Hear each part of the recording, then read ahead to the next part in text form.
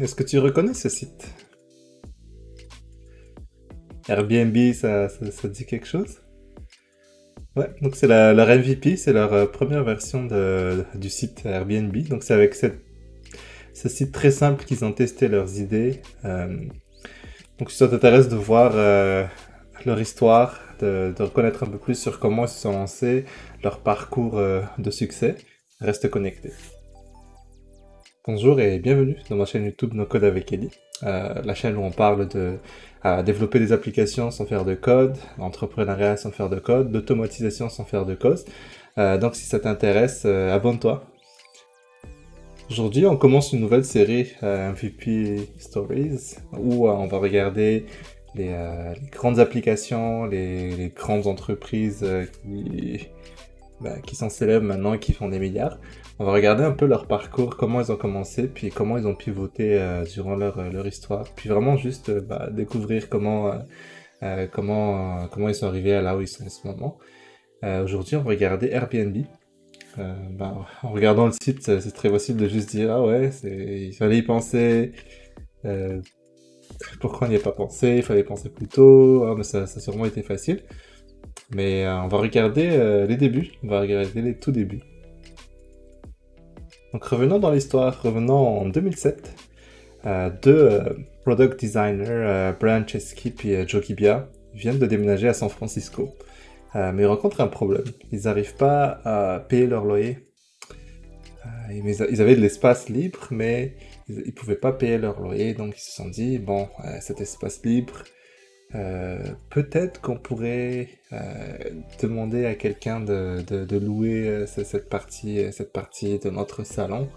Et avec ça, on pourrait payer notre loyer.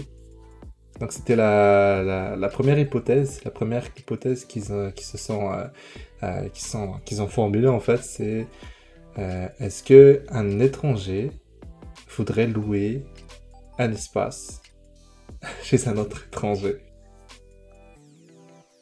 Puis ils sont pas cherchés loin hein, pour leur premier test. Ils ont fait louer la partie libre qui était chez eux. Donc c'est vraiment ce qu'il y a le plus simple pour valider l'hypothèse. Est-ce que quelqu'un voudrait louer leur espace chez eux? Ils sont pas cassés la tête, hein, ils ont pas loué un autre appartement pour faire sous-louer, mais c'est vraiment leur appartement à eux.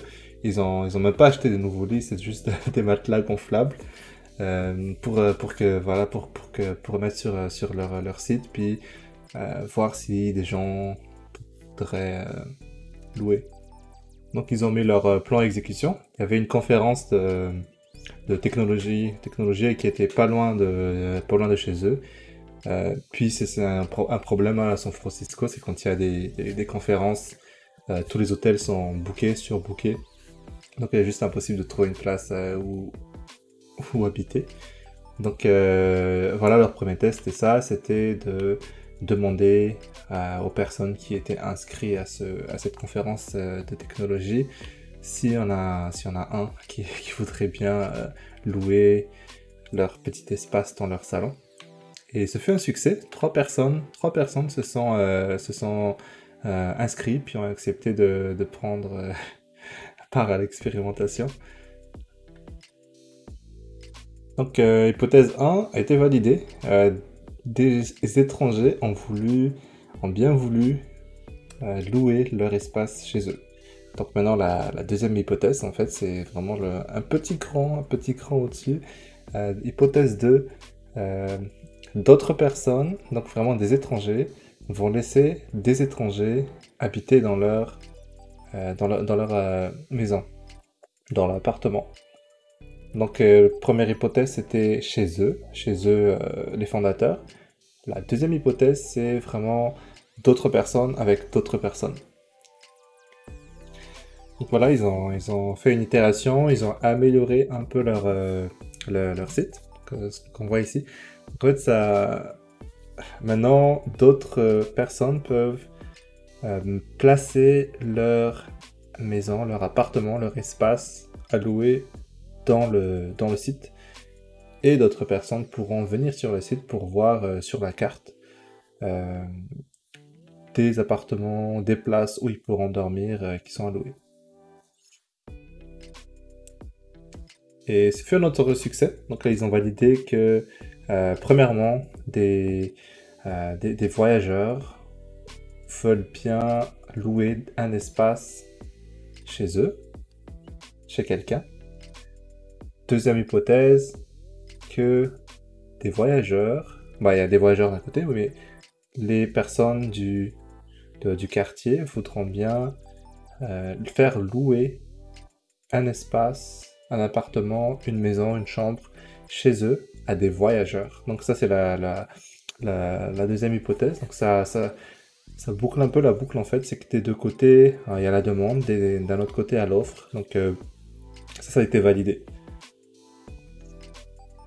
Une chose à noter durant leur expérimentation, c'est qu'ils ne se sont pas directement lancés sur toute la Terre, puis à essayer de couvrir le globe, mais ils sont vraiment restés local, donc à San Francisco, là où là où ils sont, là où ils peuvent vraiment mener à bien maîtriser leur test, puis d'étendre ça petit à petit pour devenir ce que c'est maintenant. Et après, par la suite, ils ont continué petit à petit cette approche en fait de vraiment y aller petit, faire un petit test, puis de grandir petit à petit quoi.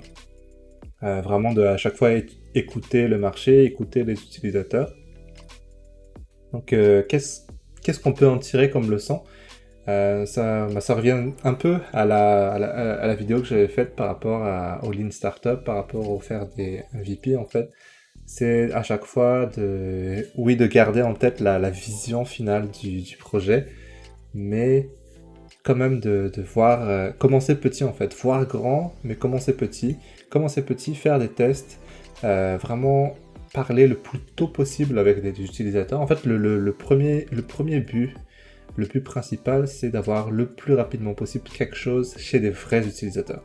Donc pas passer trop de temps à théoriser, puis oui, faire des études de marché, c'est bien, mais la meilleure chose, c'est vraiment d'avoir quelque chose de concret chez des utilisateurs le plus tôt possible. Et tout, après, on parle de no-code, ça revient au no-code. C'est que l'avantage du no-code, c'est que cette première étape se fait très rapidement. Avoir un MVP, avoir quelque chose qui est testable par des vrais utilisateurs est très rapide. Et même faire des modifications pour itérer par la suite, c'est très facile aussi en suivant les feedbacks des utilisateurs. Et la puissance aussi en fait d'utiliser un no-code, puis de le faire soi-même, c'est que on garde la main sur le projet. Donc pas à chaque fois de dépendre de développeurs, de payer en fait à chaque fois pour chaque itération, de payer, mais d'avoir vraiment la maîtrise de tes tests, la maîtrise de ce que tu veux faire.